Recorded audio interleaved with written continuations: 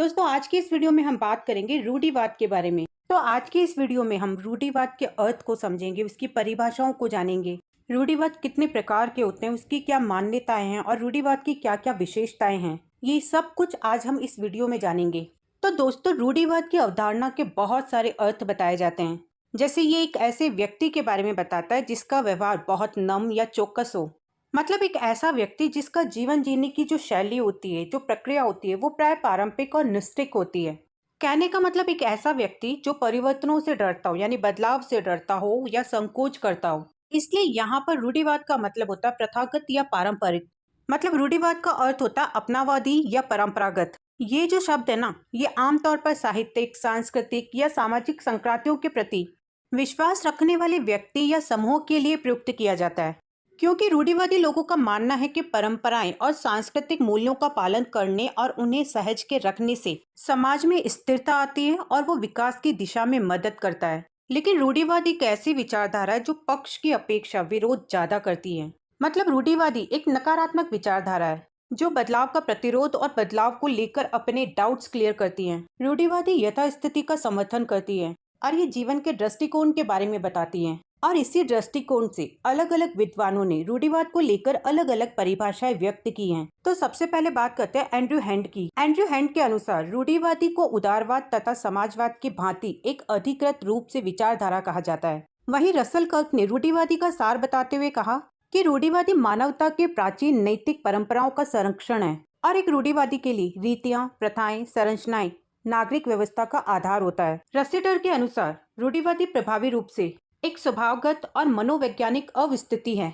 विशेषताओं का समूह है जो सभी समाजों में अधिकांश लोगों द्वारा प्रदर्शित किया जाता है। ये रूढ़िवाद स्वभाव के जरूरी तत्वों को बताता है, जैसे अभ्यस्तता, जड़त्व, भय और स्पर्धा। तो अब यहाँ पर आपके समझ में आ गया होगा कि रूढ़िवादी एक बहुत बड़ा शब्द है जिसका उपयोग किसी खास व्यक्ति की राजनीति मीमांसा, यहाँ पर राजनीति मीमांसा का अर्थ है राजनीति, बुद्धि या ज्ञान, जो परंपराओं, पदानुक्रम और क्रमिक परिवर्तन पर जोर देता है। रूढ़िवाद की जड़ें या उत्पत्ति 1700 दशक के लास्ट में हमें देखने को मिली थी और ये मुख्य रूप से फ्रांसीसी क्रांति के द्वारा लाए गए कट्टरपंथी राजनीतिक परिवर्तनों की प्रतिक्रिया के रूप में सामने आई थी। मतलब जिसे हम रूढ़िवाद कहते हैं, उसकी उत्पत्ति 1790 की फ्रांसीसी क्रांति के दौरान हुई थी।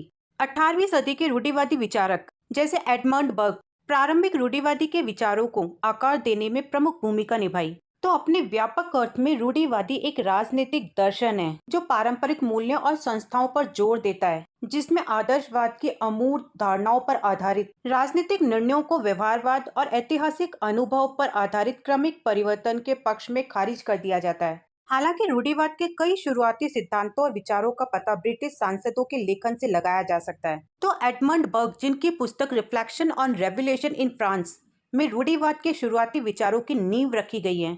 तो चलिए देखते हैं एडमंड बर्ग की फ्रांसीसी क्रांति पर क्या विचार थे। बर्ग की रूढ़िवादिता ऐतिहासिक प्रक्रिया के प्रति उनके गहन सम्मान में निहित थी, जबकि वो सामाजिक परिवर्तन के लिए खुले थे और उसे प्रोत्साहित भी करते थे। उनका मानना था कि समाज में सुधार के साधन के रूप में इस्तेमाल किए जाने वाले विचार सीमित होने चाहिए और ये बदलाव स्वाभाविक रूप से प्राकृतिक प्रक्रियाओं के अंदर होने चाहिए। बर्ग नैतिक आदर्शवाद के सख्त विरोधी थे क्योंकि नैतिक आदर्शवाद ने फ्रांसीसी क्रांति को बढ़ावा दिया था। इस तरह नैतिक आदर्शवाद ने समाज को मौजूदा व्यवस्था के बिल्कुल विपरीत खड़ा कर दिया था, जिसका नतीजा ये निकला कि जिसे वो सामाजिक विकास की स्वाभाविक प्रक्रिया मानते थे, उसे उसने कमजोर कर दिया। तो चलिए अब बात करते हैं रूढ़िवाद के प्रकारों के बारे में। तो यहाँ पर हम रूढ़िवाद के 3 प्रकारों को देखेंगे। पहला है स्वभावगत रूढ़िवादी, दूसरा है स्थितिगत रूढ़िवादी और तीसरा है राजनीतिक रूढ़िवादी। तो स्वभावगत रूढ़िवादी एक विधिवत जीवन और कार्य संचालन शैली के विरुद्ध बदलावों को रोकने के लिए एक प्राकृतिक और सुसांस्कृतिक प्रवृत्ति है। मतलब ये कि स्वभावगत रूढ़िवादी जो लोग हैं वो जीवन में होने वाले बदलावों का विरोध करते हैं और यथास्थिति यानी उस समय जो चल रहा है उसका समर्थन करते हैं। दूसरा प्रकार है स्थितिगत रूढ़िवादी। रूढ़िवाद एक ऐसी अभिरुचि है जो सामाजिक, आर्थिक, कानूनी, धार्मिक, राजनीतिक और सांस्कृतिक व्यवस्था में परिवर्तनों का विरोध करती है। क्योंकि स्थितिगत रूढ़िवाद का प्रमुख लक्षण परिवर्तन का भय है जो राजनीतिक क्षेत्र में परिवर्तित हो जाता है। इसीलिए रासिटर का कहना है कि आमूलवाद के डर से बदलाव हो जाता है और ये आमूलवाद उन लोगों से संबंधित है जो पुराने मूल्यों, संस्थाओं और जीवन स्तर की शैलियों को नष्ट कर नई विश्व व्यवस्था की रचना का सुझाव देते हैं। मतलब ये कि समाज में किसी भी प्रकार का परिवर्तन हो रहा हो, फिर चाहे वो धार्मिक हो, आर्थिक हो, कानूनी हो या राजनीतिक हो या फिर सांस्कृतिक हो, तो ये इन सभी प्रकार के परिवर्तनों के विरोधी हैं।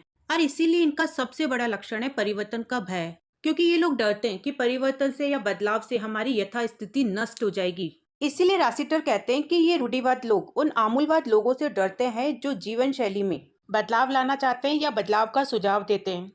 तीसरा प्रकार है राजनीतिक रूढ़िवादी। एक परिभाषा के अनुसार रूढ़िवाद उन राजनीतिक दलों तथा आंदोलन की आकांक्षा और क्रियाएं हैं जो विरासत में नैतिकता के पैटर्न और सिद्ध संस्थाओं को मान्यता देते हैं। मतलब राजनीतिक रूढ़िवाद एक ऐसा तत्व है जो संगठित समाज को सार्वभौमिक और तत्कालीन समाज को जरूरी सुरक्षित मान्यता प्रदान करता है। इनके प्रतिक्रिया रूढ़िवाद नहीं है, बल्कि ये उन लोगों की स्थिति है जो भविष्य की अपेक्षा अतीत की ज्यादा तारीफ करते हैं और ये मानते हैं कि अतीत में वापसी का प्रयास योग्य है। तो ये तो थी रूढ़िवादी की प्रकार। अब बात करते हैं रूढ़िवाद के प्रमुख मान्यताओं के बारे में। रूढ़िवाद जो है वो एक व्यापक शब्द है जिसमें मूल्य और सिद्धांतों की एक विस्तृत श्रृंखला शामिल है। हालांकि हमारे उद्देश्यों के लिए रूढ़िवाद की एक संकीर्ण अवधारणा है जिसे हम शास्त्रीय रूढ़िवाद कहते हैं।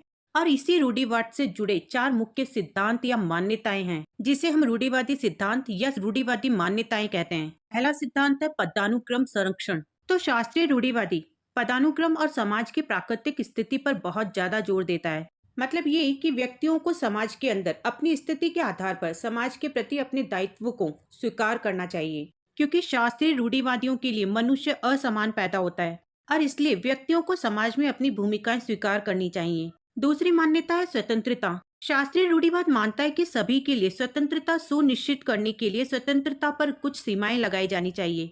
यानी ये कि स्वतंत्रता के पनपने के लिए रूढ़िवादी नैतिकता और सामाजिक और व्यक्तिगत व्यवस्था मौजूद होनी चाहिए, और अगर ऐसी व्यवस्था नहीं है तो स्वतंत्रता को हर कीमत पर टाल देना चाहिए। तीसरी मान्यता है संरक्षण के लिए बदलाव। ये रूढ़िवादी के सबसे महत्वपूर्ण सिद्धांतों में से एक है, क्योंकि इसका प्रमुख विश्वास है कि चीजें बदल सकती है और बदलनी चाहिए, लेकिन ये बदलाव धीरे धीरे किए जाने चाहिए और अतीत में मौजूद परंपराओं और मूल्यों का सम्मान करना चाहिए। चौथी मान्यता है पितृसत्तावाद। पितृसत्तावाद का विश्वास है शासन करना, और सबसे अच्छा शासन उन लोगों द्वारा किया जाता है जो शासन करने के लिए सबसे उपयुक्त है, और ये किसी व्यक्ति के जन्म सिद्ध अधिकार, विरासत, यहाँ तक कि पालन पोषण से संबंधित परिस्थितियों पर आधारित हो सकता है, क्योंकि ये समाज के अंदर प्राकृतिक पदानुक्रमों के रूढ़िवाद के आलिंगन और इस विश्वास से सीधा जुड़ा हुआ है कि व्यक्ति स्वाभाविक रूप से असमान है। अब बात करते हैं रूढ़िवाद की विशेषताओं के बारे में। तो रूढ़िवाद की पहली विशेषता है परंपरा। रूढ़िवादी परंपराओं के महत्व पर बहुत ज्यादा जोर देते हैं। कई रूढ़िवादियों के लिए पारंपरिक मूल्य और स्थापित संस्थाएं ईश्वर द्वारा दिए गए उपहार के रूप में हैं। मतलब रूढ़िवाद का मानना है कि अतीत के संचित ज्ञान को संरक्षित, सम्मानित और सुरक्षित किया जाना चाहिए। दूसरी विशेषता है जैविक समाज। रूढ़िवादियों के लिए समाज का स्वरूप जैविक है, क्योंकि व्यक्ति समाज से बाहर नहीं रह सकते। समाज के बिना व्यक्तियों का कोई वजूद नहीं होता, क्योंकि वो समाज के अंदर अटूट अंग होते हैं और समाज से जुड़े रहते हैं। व्यक्ति सामाजिक समूहों का अंग होते हैं और ये सामाजिक समूह व्यक्तियों को न केवल सुरक्षा देता है बल्कि उन्हें एक अस्तित्व भी प्रदान करता है। तीसरी विशेषता है स्वतंत्रता और समानता। स्वतंत्रता के विषय में रूढ़िवादियों की यह मानना है कि स्वतंत्रता का अर्थ व्यक्ति को उनके हाल पर छोड़ देना नहीं होता, बल्कि इसका अर्थ होता है उसे उनके सामाजिक दायित्वों और बंधनों के साथ जोड़ना। क्योंकि रूढ़िवादियों के लिए स्वतंत्रता का अर्थ प्रारंभिक रूप में लोगों को उनके कर्तव्यों का पालन कराना होता है। वहीं रूढ़िवादी समानता को नहीं मानते और कहते हैं कि विभिन्नताओं से पूर्ण जैविक समाज में समानता का कोई स्थान नहीं होता,